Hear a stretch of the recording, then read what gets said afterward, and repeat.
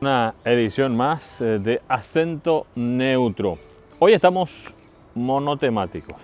No vamos a hablar de simios. Vamos a hablar de un solo tema. Estamos acostumbrados a tener varios temas. Hoy el formato cambia un poco porque abordamos un tema muy interesante y que no deja de tener cierta extensión. La historia del cine en Paraguay es un poco el tema que abordamos hoy. Lo hacemos a través de una entrevista con un periodista y un realizador, alguien de vasta trayectoria en este tema justamente, con el cine y todo lo que tiene que ver con eso. Empezamos hurgando desde allá, desde los inicios, hasta llegar a la actualidad. Ese va a ser el tema que vamos a tener hoy en Acento Neutro, edición de película. Señor director, dele play. Infoprop EAS, consultoría informática, funcional, operativa y contable. Sistemas de gestión administrativa y contable para supermercados, comerciales y pymes. Desarrollo de sistemas y programas a medida. Asesoría e implementación de facturación electrónica.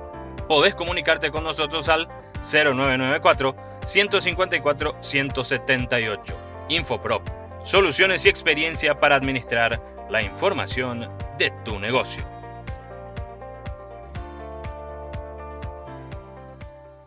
Artes Gráficas Milenio. Somos una empresa orgullosamente paraguaya con más de 23 años de trayectoria, cuyo objetivo es proveer soluciones gráficas de calidad. Hacemos packaging, papelería corporativa, impresión de libros, documentos legales y timbrados, papelería publicitaria, etiquetas adhesivas, papelería para eventos y mucho más. Estamos en Yégueros, casi Segunda de Asunción. Podés contactarnos al 098-1311-378 o al 021-374-960. Búscanos en Instagram como agmilenio.pi. Artes Gráficas Milenio. Calidad superior en servicios gráficos. Transportes Samira. El mejor servicio en flete y transporte al mejor costo. Te brindamos la mejor atención con la seguridad de que tus productos y mercaderías lleguen a destino en tiempo y forma. Servicio de flete en todo el país. Podés contactar con nosotros al WhatsApp 0971-751-595. Transportes Samira.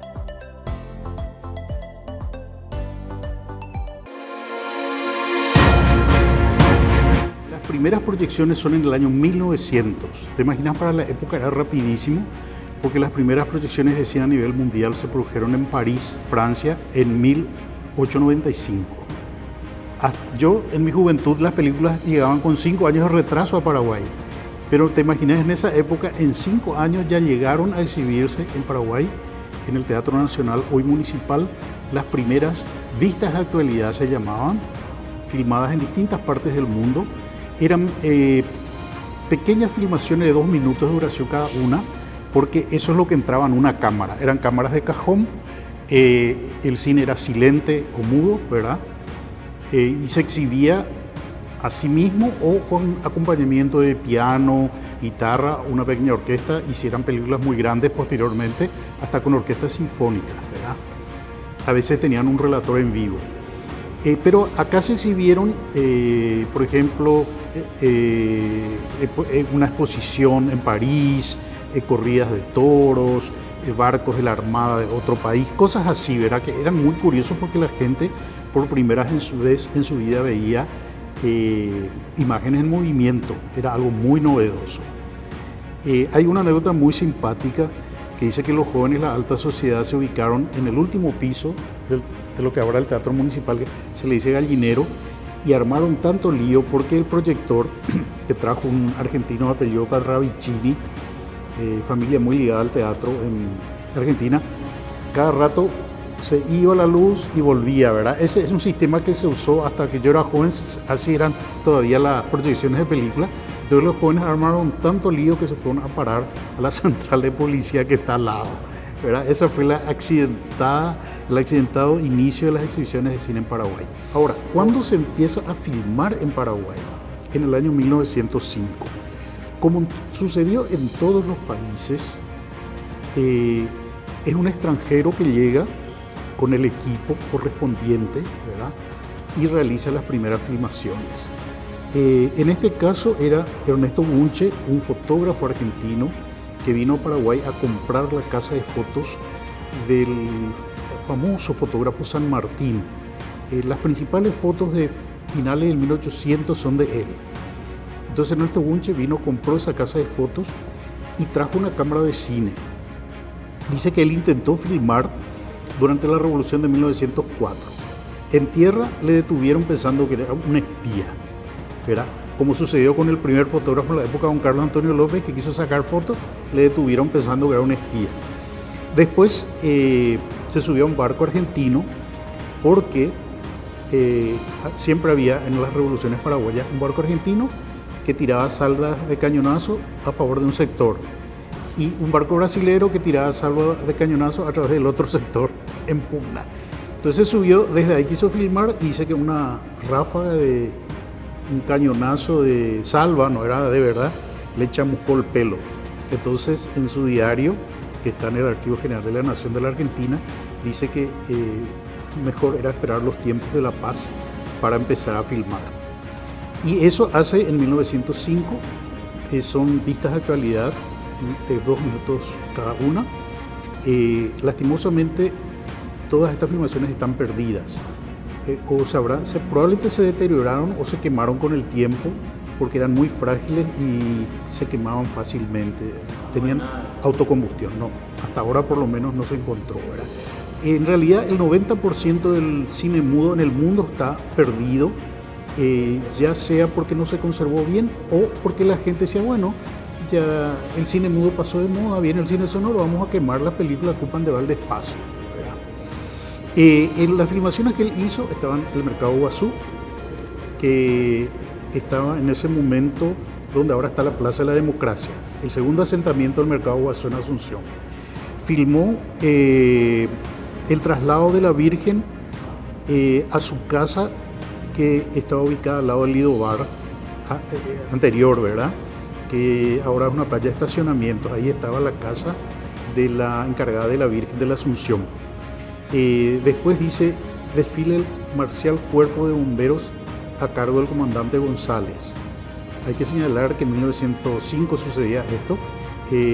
Los carros bomberos eran carros tirados por caballos. Finalmente, multitud de personas donde se encuentra el presidente de la República y el ministro del Interior. Eso es lo que él filmó y exhibió en el mes de junio de 1905 acá en Asunción. Van pasando los años y continúan las filmaciones hechas por extranjeros que vienen a nuestro país. Esto ocurre hasta más o menos 1923, año en el que comienzan a verse las primeras filmaciones hechas por paraguayos. Posteriormente hay un periodo, yo dividí en periodos un poco la historia para entender mejor, hasta 1923, que son extranjeros los que vienen a filmar. Muchas veces se quedaban mucho tiempo acá, ¿verdad? Y a veces se radicaron. Algunos, como Peruzzi, por ejemplo, formó familia acá y hasta hace unas décadas había una famosa casa de fotos Peruzzi, ¿verdad? Donde uno se iba a sacarse las fotos, no era tan común tener una cámara, no existían los celulares, entonces muchas veces uno se iba para sacarse una foto, si uno necesitaba para un pasaporte, por ejemplo, una foto familiar, uno se iba al estudio del fotógrafo, ¿verdad? O el fotógrafo se iba a tu casa, pero no cualquiera tenía una máquina de fotos, ¿verdad?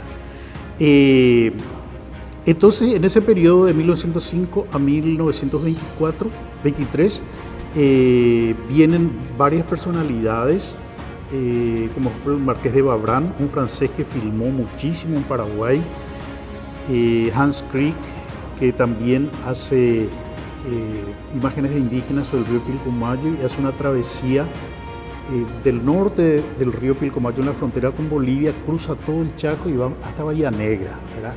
Eso, por ejemplo, se conserva.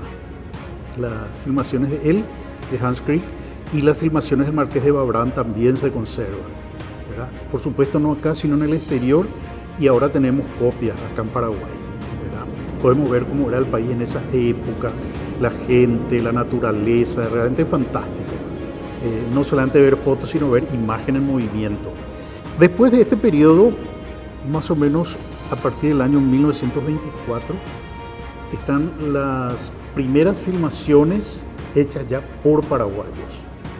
el señor Esteban Carrón tenía una papelería de venta de artículos fotográficos y cámaras para fotos acá en Asunción, y él compró con sus hermanos una cámara de cine. Ellos cuentan de un expedicionario que vino a filmar al Chaco y cuya expedición fracasó.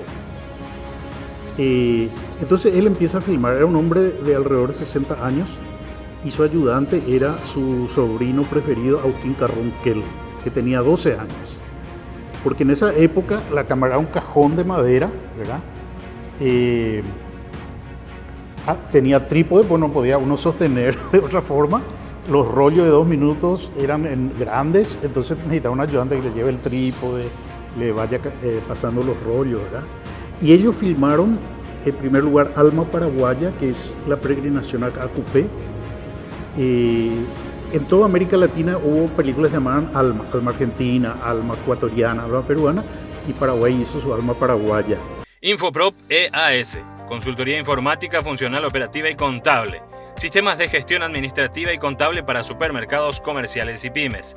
Desarrollo de sistemas y programas a medida. Asesoría e implementación de facturación electrónica. Podés comunicarte con nosotros al 0994-154-178. Infoprop. Soluciones y experiencia para administrar la información de tu negocio.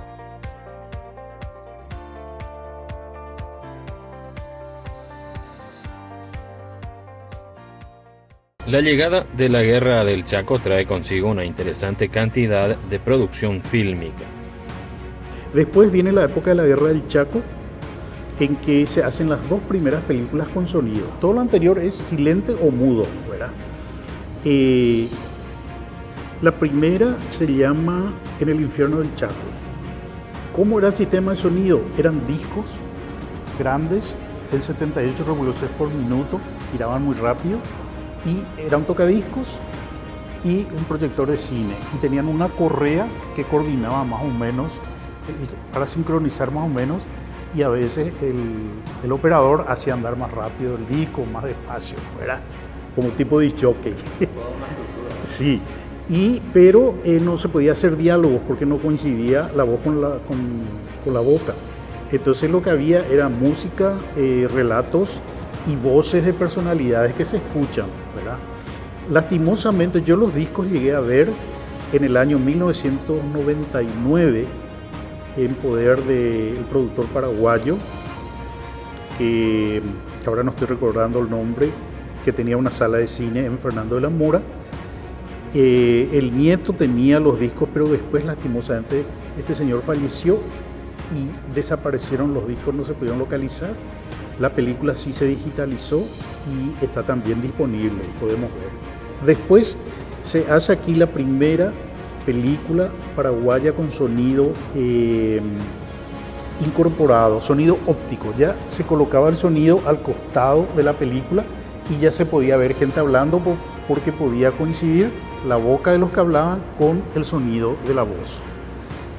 Se llama La Tierra de Guarán. La Tierra de Guarán. Guarán en realidad significa un burro viejo, pero antes se usaba como sinónimo de guaraní, ¿verdad? Por desconocimiento quizás. Y es muy interesante porque ya tiene música y relato incorporado y hablan personalidades como Juan Oleari, Monseñor Juan Sinforiano Bogarín. Por lo menos esos 2 estoy recordando, y que es muy interesante. Es la primera vez que vemos a personalidades paraguayas en movimiento y hablando, ¿verdad? Porque antes no hay ningún registro de otras personalidades con esas características. Quiero señalar que tanto En el infierno del Chaco, que tiene sonido con discos, y La Tierra de Guarán, que ya tiene sonido óptico incorporado, son las primeras películas también que se hicieron en América del Sur en aquella época, las primeras películas sonoras. O sea, Paraguay, a pesar de que siempre pensamos que está atrasado, iba incorporando los adelantos, ¿verdad? En el año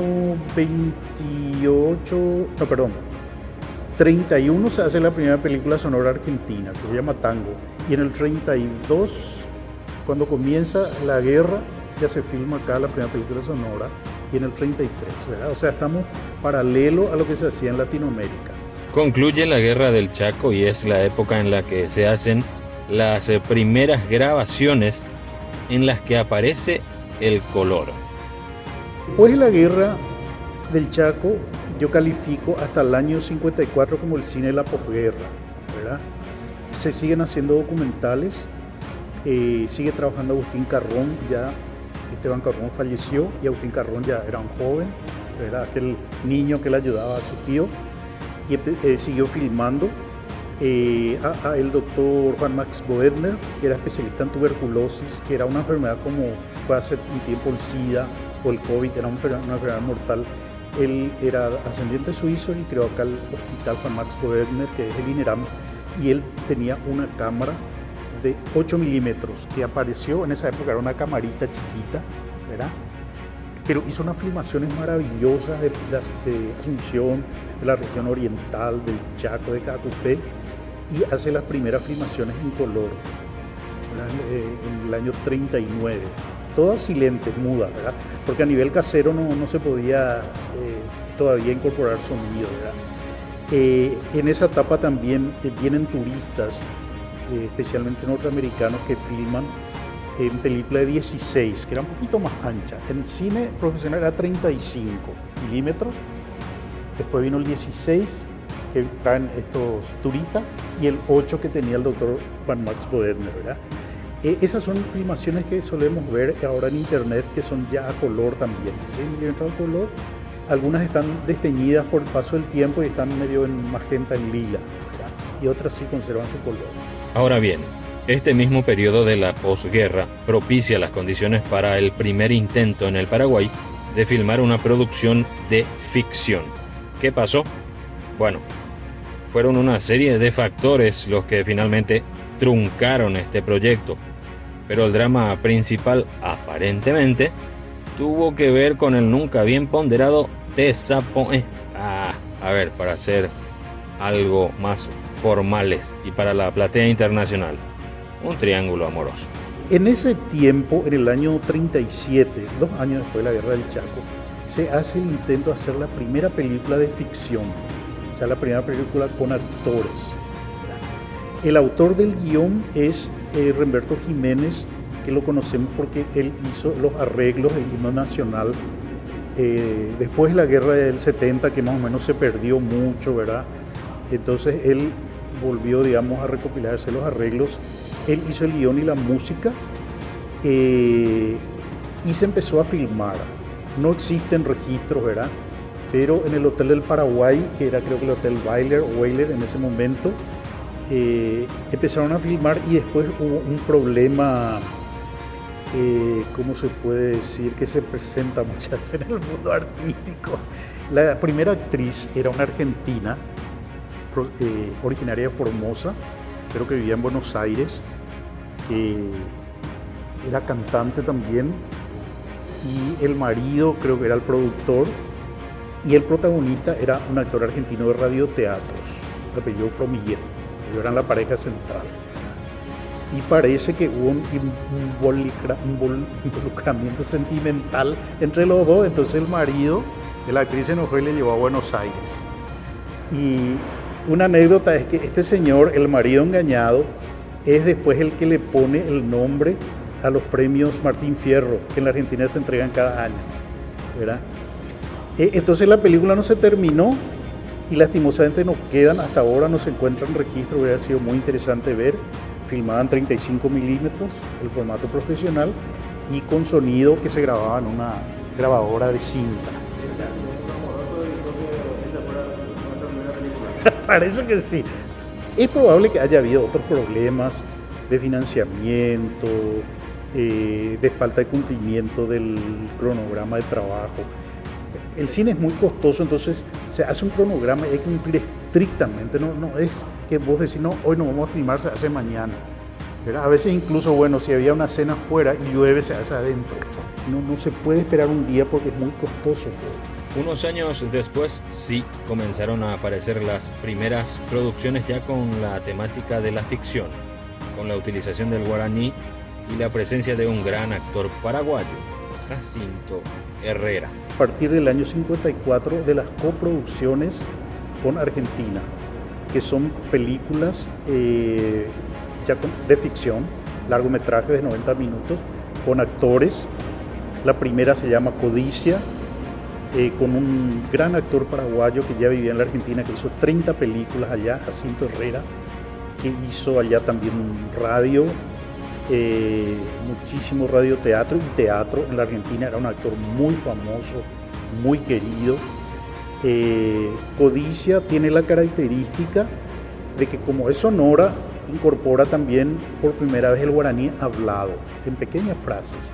Anteriormente en el cine mudo, que ustedes saben, va saliendo unos cartelitos que explican, ya se incorporaron también palabras de lugares, upané, cosas así en guaraní. Pero en el 54 es la primera vez estrenado, creo en el 55, la primera vez que escuchamos el guaraní en cine. Y era muy simpático porque no traducían con letras, sino decía, era hipotar, ¿qué querés? O sea, los mismos actores traducían. Ahí actuó con don Roque Centurión Miranda, que es un gran mito del teatro paraguayo. Se filmó en la ciudad de San Antonio, en un barrio que dicen que existe todavía en los lugares donde se hizo, y también en la barranca del río, que es muy particular porque está muy erosionada por el agua. El director fue un director italiano radicado en la Argentina que se llamaba Catrano Catrani, y la asistente de dirección, de apellido Martínez, es el hermano de Mirta Legrand, que era muy joven, es un cineasta que murió hace unos años, que hizo muchísimas películas muy connotadas en la Argentina, de un cine así muy testimonial, ¿verdad? Mostrando, por ejemplo, la rebelión de los estudiantes universitarios y cosas por el estilo, ¿verdad? Su apellido ahora mismo no estoy acordando, pero es Martínez. Sí, la primera película que hasta ahora se conoce, ¿verdad?, de ficción en Paraguay.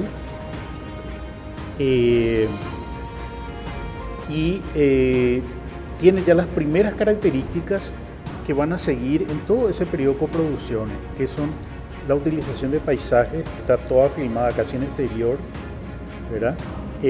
Mucha utilización de música paraguaya y el tradicional baño de la protagonista en algún arroyo o río de Paraguay, tipo que viene después con Isabel Sarli. En esta película ya Sarita Antunes, que era una actriz paraguaya que vivía en la Argentina, era cantante lírica, cantante popular y bailarina, y todo, actuaba en el teatro de revista en la Argentina.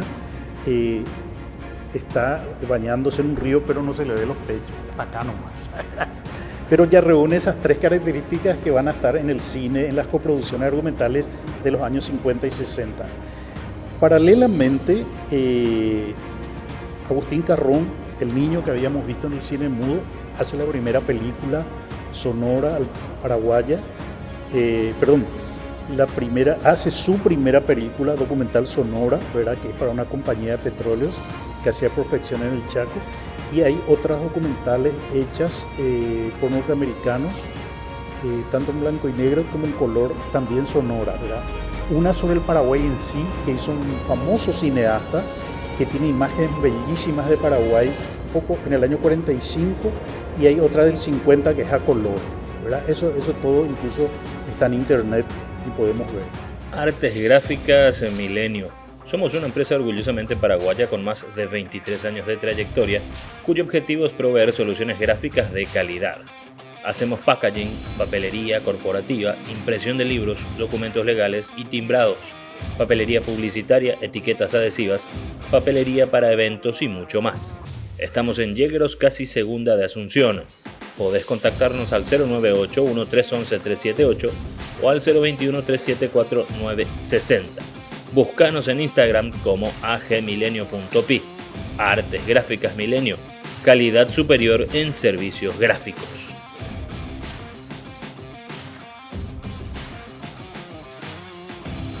A ver, ¿cómo no recordar aquellas icónicas escenas de Isabel Sarli refrescándose en alguna cascadita? Sí, entramos en esa época y sí, estaba la coca y era en Paraguay. También estaba Armando Bo.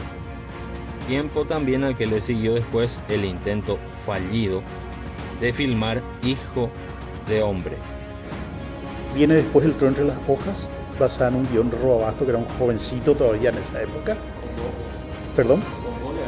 Armando Bo dirigió y produjo, era un director, productor y actor argentino muy rebelde, que él quería tomar temas sociales, políticos, que quería filmar fuera de los estudios, en exteriores, que eso no se hacía por la cuestión del sonido, y le eligió como protagonista a Isabel Sarli, que había sido Miss Argentina, una mujer de un físico exuberante, que además hablaba muy bien inglés porque fue secretaria de una empresa y ella negociaba las películas para el exterior.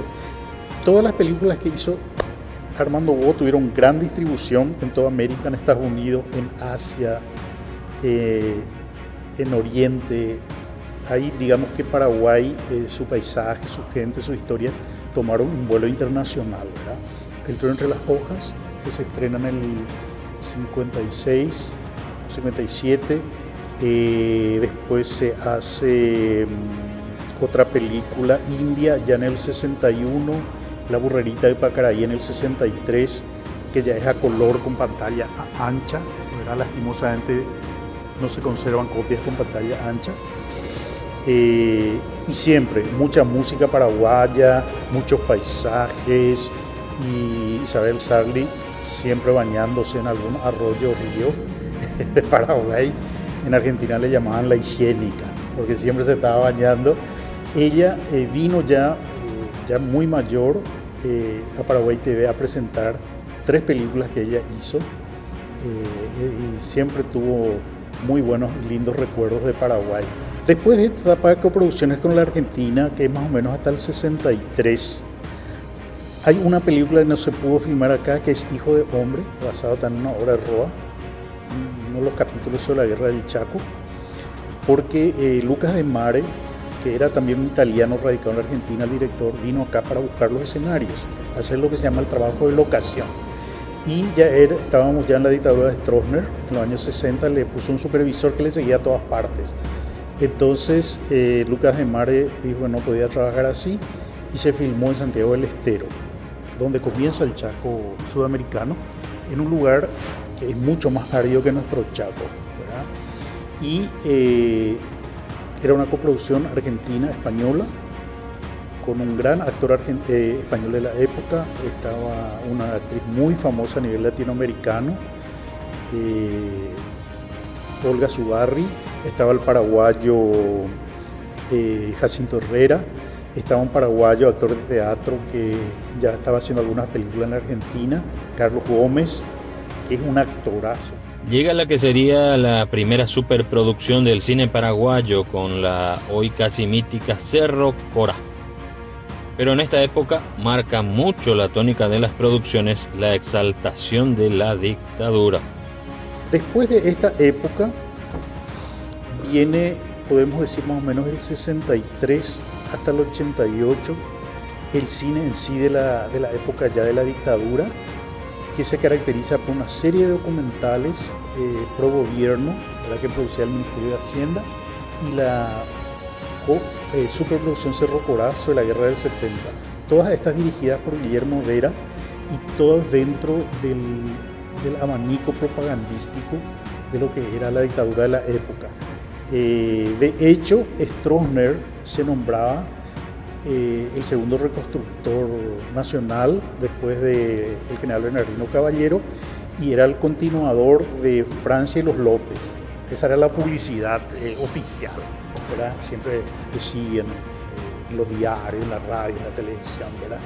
Y por eso es que toman este tema de la guerra, que es una película que tiene evidentemente la exaltación de un líder único, dictador, pero es una película muy interesante porque se ven los paisajes de Paraguay, la gente, la historia de Paraguay es muy linda, y muchos actores nuestros, casi todos ya fallecidos ahora.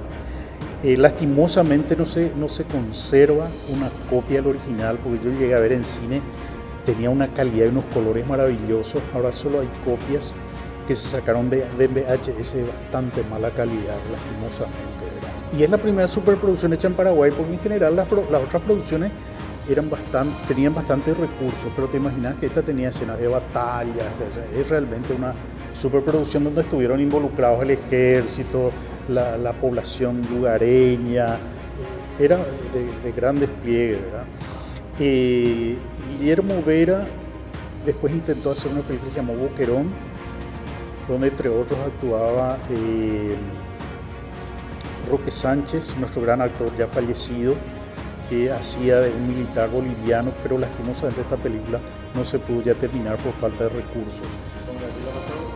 No estoy seguro si Graciela de Toaba, es probable, pero el problema es que Cerro Corá, el rodaje y el montaje de Cerro Corá se extendió muchos años, más o menos del 76 al 79, y se sacaron muchos recursos del Estado, y además como otras producciones, hay otra que no recuerdo cómo se llama, que es una documental de 1 hora y media que dirigió Alberto Lares, que es también propagandística de Stroessner, que ellos derrochaban mucho dinero, según yo, se alargaba mucho la filmación, entonces ellos tenían siempre capital del cual vivir, se compraba mucha película, que es muy costosa la película 35, y se desperdiciaba. Hubo muchas cuestiones de ese tipo, ¿verdad? Que a veces cuando son recursos estatales se malgasta mucho, mientras que siempre las productoras privadas tratan no tienen, entonces con lo poco que tienen que hacer, ¿verdad? Transportes Samira, el mejor servicio en flete y transporte al mejor costo. Te brindamos la mejor atención con la seguridad de que tus productos y mercaderías lleguen a destino en tiempo y forma. Servicio de flete en todo el país. Podés contactar con nosotros al WhatsApp 0971-751-595. Transportes Samira.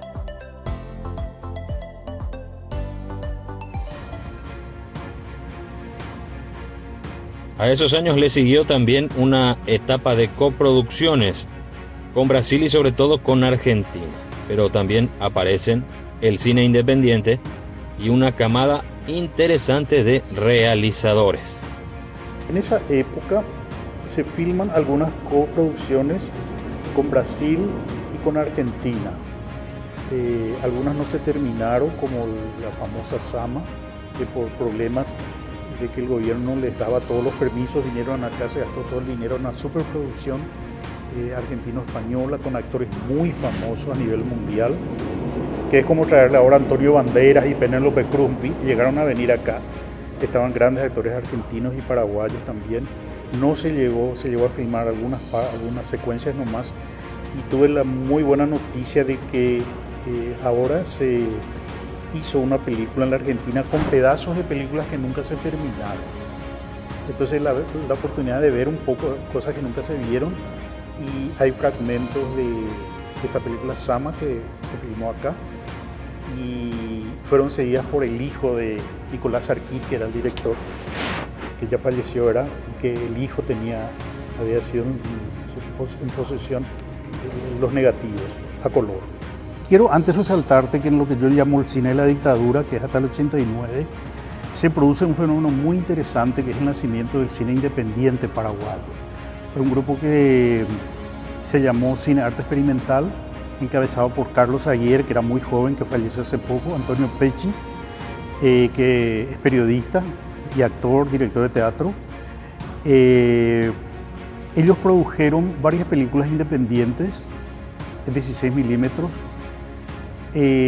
Algunas estaban inconclusas, y la gran obra de ese periodo es El Pueblo, un mediometraje de 40 minutos que tiene media hora en blanco y negro y 10 minutos en color, que es cine experimental. Es una mezcla de documental, ficción y experiencias experimentales que narra la vida de un pueblo desde el amanecer hasta el anochecer, más un compilado de imágenes a color donde escuchamos llantos, sonidos de armas de fuego, ¿verdad?, que pintaban un poco en forma muy metafórica lo que eran los tiempos de la dictadura.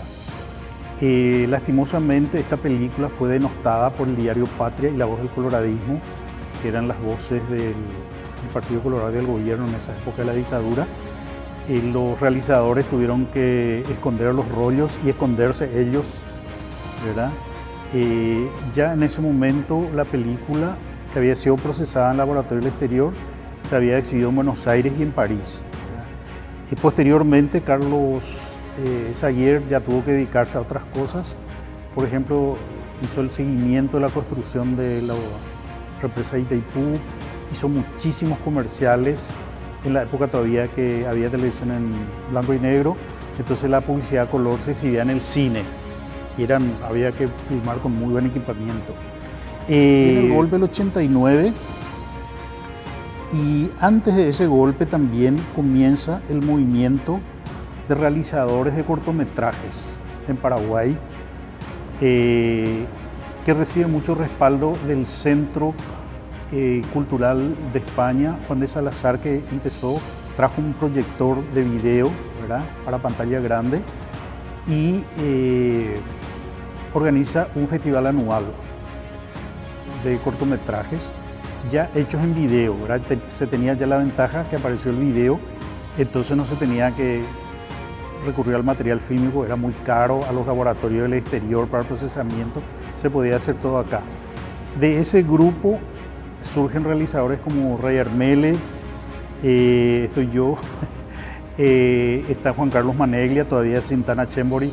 Tana era muy jovencita, yo creo, en esa época, y una serie de realizadores, Amado Arrieta, Marcial Ruiz Díaz, está otro muchacho, claro, no sé, una cantidad de realizadores de cortometrajes, algunos de ellos procedentes de la carrera de Ciencias de la Comunicación de la Católica, que teníamos teoría y práctica de cine con el padre Jesús Montero Tirado, y eso produce una cantidad de obras de ficción, obras documentales y obras experimentales, ¿verdad?, que incluso tienen el remalazo todavía de la dictadura. En el 88 se prohíbe la exhibición de una documental mía que fue producida por el Comité de Iglesias, que yo dirigí con Edwin Brites, que proféticamente se llamaba Proceso de Cambio.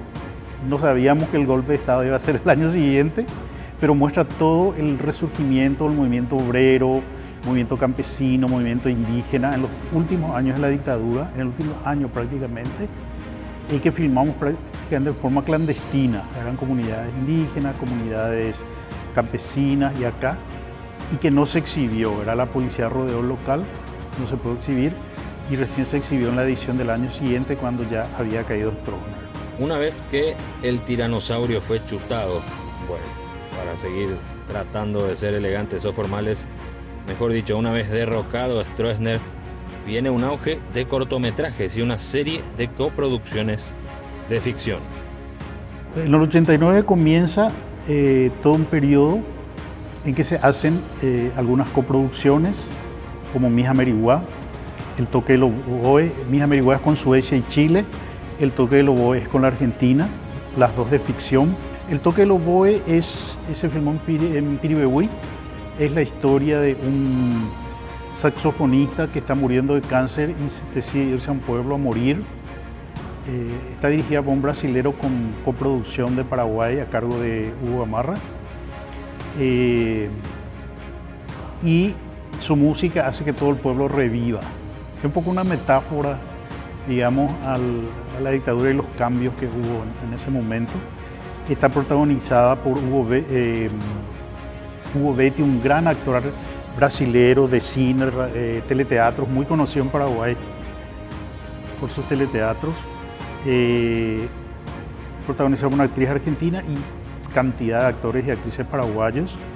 Se fortalece el movimiento de cortometrajistas en Paraguay.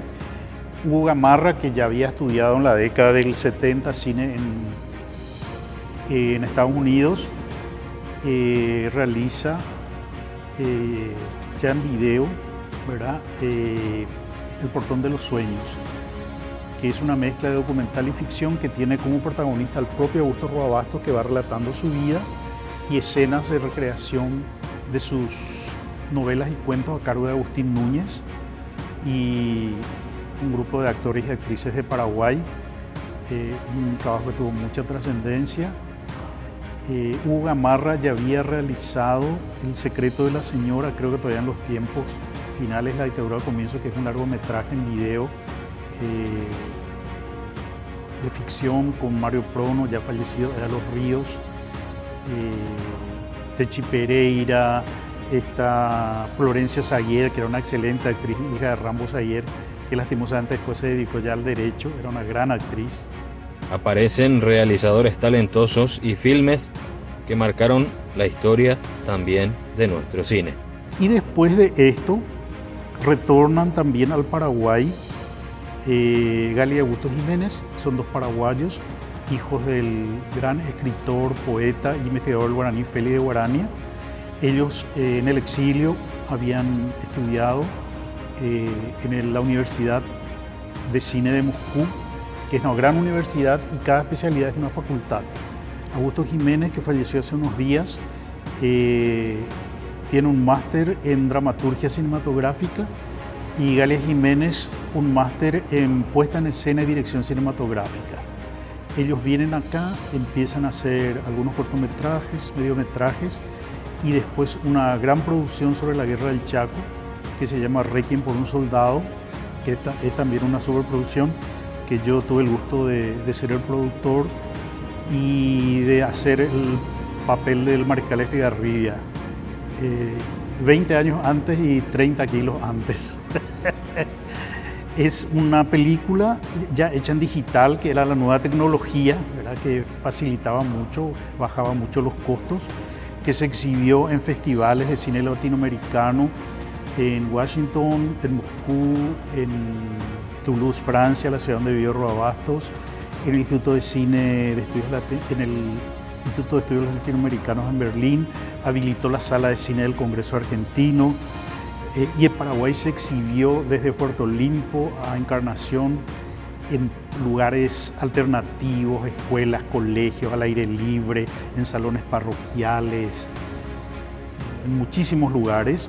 Galia siguió filmando, hizo María Escobar, una película que fue bastante popular, que le sacaba al público a las superproducciones norteamericanas.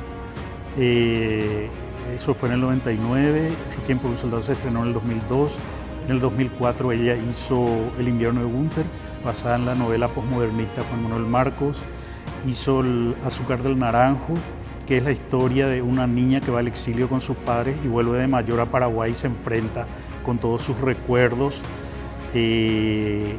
Después hizo recientemente Riquísimos helados, que es una comedia negra sobre las mujeres maltratadas, ¿verdad? Una comedia de humor negro, que es según Renate Costa, que es una gran documentalista nuestra que fue alumna de Galia, es la directora mujer más prolífica del cine paraguayo. Hizo como 6 largometrajes, que yo no recordé todo, por eso no te mencioné.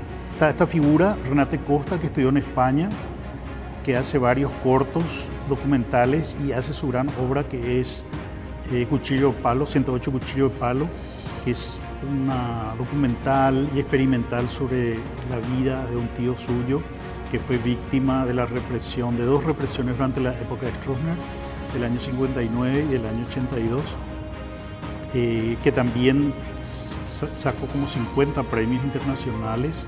Surge Paz Encina, que fue la primera en sacar el premio de la crítica en el Festival de Cannes, de la crítica internacional, y después sigue haciendo una cantidad de películas. Exacto, Ramón del Río, nuestro gran actor ya fallecido, y Georgina Genes y otros actores. Paz Encina es la única paraguaya que pertenece a la Academia de Artes y Ciencias Cinematográficas de Hollywood, que es la que otorga el Oscar cada año. Maneglia Chembori, que ya se une a Juan Carlos Maneglia, Tana Chembori, ¿verdad? Hacen una serie de cortos y después hacen el gran éxito comercial que es... ay, Dios mío, 7 cajas, ya me olvido de los nombres de toda la película, que llevó también como 5 años entre su filmación y su montaje final. que sacó varios premios en el exterior, fue la primera película súper taquillera después de María Escobar. María Escobar estuvo en el 99 un mes que era un récord absoluto y iba a seguir más, pero hubo desacuerdos con el exhibidor, ¿verdad? Pero se exhibió muchísimo en todo el país. Y Siete Cajas estuvo bastante tiempo también en cartelera. Después hicieron otro largo. Local, sí, hasta ahora. Felipe Canasto, donde actúan Mariana Sachero, que falleció el año pasado, Eddie González Frutos, Margarita Irún, Ramón del Río también. Hay cantidad de películas. Está este muchacho que hizo un corto que se llama Gendún de Zapucay y un largometraje con Ramón del Río también. El cine paraguayo, siguiendo una tendencia del latinoamericano, registró la aparición de grandes y talentosas realizadoras y actrices que incluso ganaron prestigiosos premios a nivel internacional. Latinoamérica se caracteriza por el hecho que hay muchas directoras mujeres, que eso no es común en las industrias, especialmente de Estados Unidos. Paraguay tiene muchas mujeres directoras, no fue la excepción. Recuerdo que cuando en el 2002 fuimos al Festival de Cine en Washington, el curador, el que elige las películas, se sorprendió que hubiera tantas mujeres directoras y que en Paraguay estuviera Gale Jiménez, que presentaba 2 películas en el mismo festival y encima era una de guerra. Era totalmente innovador que una mujer dirigiera una película de guerra. Y él dijo, en ese momento, decía, acá tenemos una sola directora en el cine industrial, ¿verdad? Que era Sofía Coppola, la hija de Francis Coppola. Sí había muchas mujeres ya dirigiendo en otros ámbitos, ¿verdad? Después salta al largometraje Marcelo Martinezzi, que era un gran ya realizador de cortos con financiamiento exterior, incluso de National Geographic, con varios premios internacionales. Hace Las Herederas, que es la primera película paraguaya que gana 2 Osos de Oro en el Festival de Berlín. En el mundo hay 3 festivales muy importantes, que son Berlín, Venecia y Cannes, ¿verdad? Tenemos el privilegio de que un director paraguayo haya ganado 2 premios, ¿verdad? Uno a la película y el otro a Ana Brum, que era una actriz de teatro que trabajó muy poco en teatro, que gana un premio que en la historia del Festival de Berlín han ganado actrices internacionales como la italiana Sofía Loren, la norteamericana Elizabeth Taylor, grandes estrellas del cine. Paraguay tiene un premio a ese nivel, ¿verdad? Las Herederas ganó también muchos otros premios y ahora... En esta última parte echamos un vistazo a la actualidad, la realidad y lo que viene para el cine paraguayo. Y ahora está en proceso de montaje, ya para estreno en Europa, Narciso, que trata sobre la represión en los comienzos de la dictadura de Stroessner. Transcurre en el año 59. Es una película bastante compleja por su ambientación de época, su temática, ¿verdad? En la cual tengo el gusto de actuar. Yo soy actor hace muchos años, pero ni me imaginé que iba a estar en esa película. Fue una verdadera sorpresa, ¿verdad?, que me hayan elegido para un rol que incluso no era para un actor de mi edad, ¿verdad? Pero bueno, son las cosas que suceden, ¿verdad? El tema de la pandemia afectó bastante al cine internacional porque muchas películas que estaban terminadas no se podían estrenar, películas que estaban en proceso que iban a entrar a filmación no se pudieron filmar, proyectos de preproducción no pudieron avanzar y cuando termina la pandemia entonces todo esto empieza de vuelta a funcionar. Por eso es que Narciso, la última película de Martinezzi, tarda casi 10 años después de su anterior largometraje en concretarse. Entonces esto afecta también a las coproducciones que hace Paraguay con el exterior. El movimiento de cortometrajistas, hombres y mujeres, que es muy grande en Paraguay, sí funciona, digamos, con fondos locales. Algunos en coproducción o con ayuda de Ibermedia, que es una organización de los estados iberoamericanos para apoyar el cine, pero los largos sí o sí se tiene que hacer en coproducción con el exterior. Aunque ellos no aporten dinero en efectivo, aportan alquiler de equipamientos, personal técnico y artístico, ¿verdad? Pagándole sus honorarios, su estadía, todo lo que implica eso, ¿verdad? Entonces, lógicamente, al verse afectado el mercado internacional, también se ve afectado las películas acá. Tenemos el ejemplo de la Argentina, que este gobierno retiró totalmente su apoyo al Instituto de Cine, que había muchas coproducciones que se hacían con la Argentina. Por suerte en Brasil ahora se volvió al gran apoyo al cine brasilero, que también influye en coproducciones que se pueden hacer con Paraguay. Y así, estamos en un momento un poco más tranquilo, ¿verdad?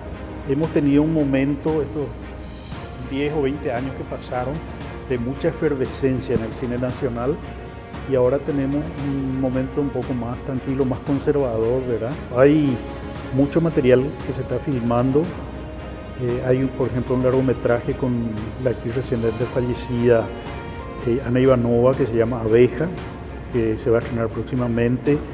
Hay 2 coproducciones paraguayas argentinas con un director argentino que vive en Estados Unidos y trabaja en Estados Unidos, que son 2 producciones de terror, La Casa Angosta y otra que no recuerdo.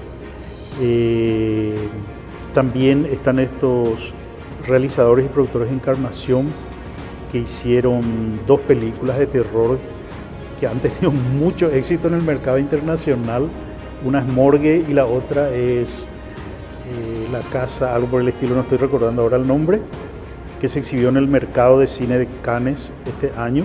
Hay productoras que tienen equipamiento de primer nivel, que están haciendo publicidad, pero que se pueden alquilar también para películas internacionales. Es decir, que estamos en un momento interesante, que tenemos que ver hacia dónde deriva. Que ojalá derive a que se pueda hacer más cine, y que aparte del cine de carácter más industrial o empresarial, se pueda seguir siendo el cine más cine arte que ha caracterizado a Paraguay en estas últimas etapas, que le ha dado mucha visibilidad en el exterior y que incluso en el caso de Siete Cajas han sido películas taquilleras. Bien, de esta manera llegamos al cierre de esta edición y brevemente al cierre del ciclo, así que muchas gracias por acompañarnos en todo este tiempo. Acento Neutro busca hacer un periodismo que construye entero Benguana.